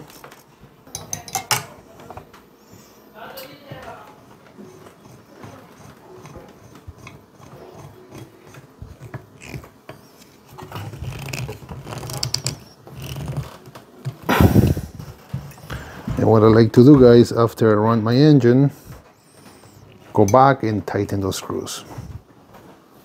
So now we got the muffler installed. Now we're gonna try Canopy. This looks beautiful.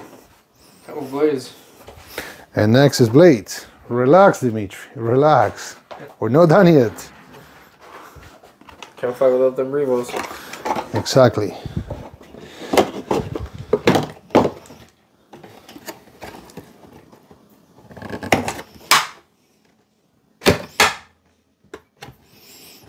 Perfect.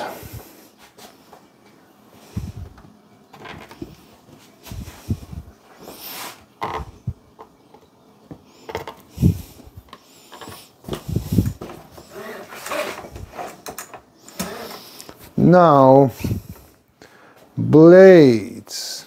And what are we using for blades? Thank you, Nick Maxwell, NME product. We're gonna be using Rebos 715s.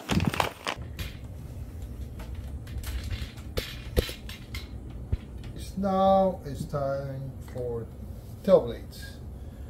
For tail blades, I like to use RJX. These are 110. This is a little bit rare size. You don't see them too often. They're usually 105, 106, 115, 116. But for the Spectre, I really like the 110.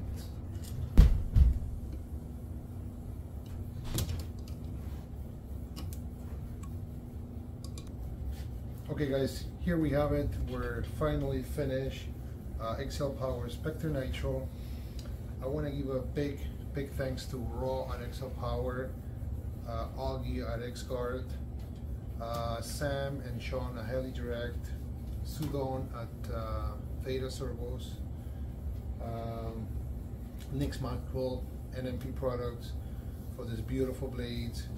We're also running the dual plug head, and big thanks to Mud Bottles for the Proton V2 pipe. And now we're all done, guys. I hope you liked the video. Stay tuned. Cheers.